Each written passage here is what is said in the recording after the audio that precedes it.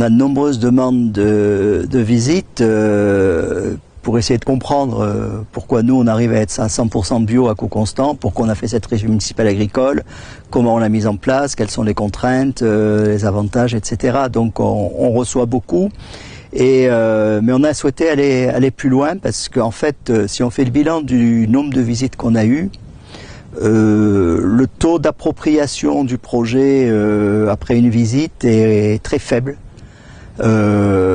Parce que les gens, soit c'est pas qu'ils n'adhèrent pas au projet, soit ils pensent que c'est trop compliqué pour eux, parce qu'ils voient un projet relativement abouti qui a 10 ans de mise en œuvre, hein, donc effectivement il faut savoir que nous on y est arrivé par étapes, et soit c'est toujours pareil, quand on retourne on a la tête dans le guidon et on n'a pas l'énergie ou on mobilise pas l'énergie ou le temps nécessaire pour s'engager sur un projet. C'est pour ça qu'en partenariat avec l'Université Côte d'Azur, on a souhaité créer un diplôme universitaire, chef de projet alimentation durable, qui débutera au mois de janvier 2018 et qui sera in situ sur la régie agricole de Hautecombe et qui à la fois permettra d'avoir une vision globale sur les enjeux. La première session sera parrainée par Cyril Dion et Didier Péréol, donc voilà, qui vont parler de leur vision de l'alimentation durable.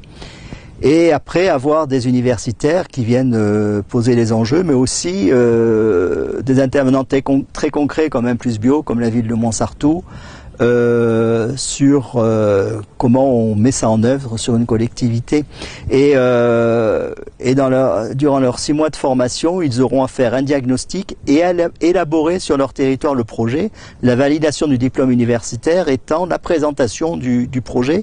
Et donc, en 6 mois, ils auront un projet qui sera fait et qui n'auront plus qu'à commencer à mettre en œuvre à l'issue de la formation. Donc ça, c'est un point important, nous, pour l'essaimage. Il y a aussi tout le travail qu'on fait en étant ville fondatrice du Club des territoires Implusbio.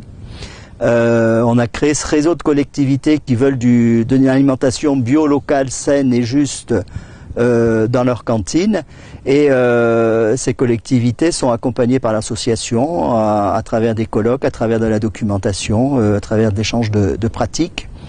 Et aussi des collectivités qui déclarent ouvertement en adhérant qu'elles s'engagent à bouger et à progresser en bio.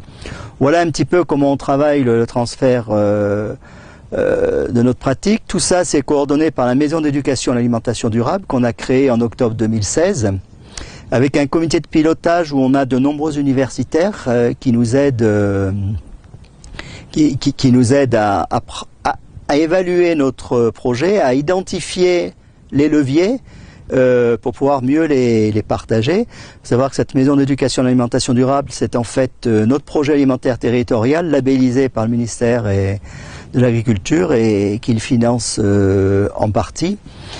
Et le dernier niveau de transfert qui vient d'arriver début juillet, c'est au niveau de l'Europe. On a été labellisé par le projet européen Urbact en good practice pour notre cantine 100% bio. Et donc, dès le mois d'octobre, on va présenter notre projet à 29 pays européens et proposer de mettre en place un réseau de transfert de cette bonne pratique pour que l'ensemble des villes de ces 29 pays qui souhaitent le dupliquer puissent se l'approprier.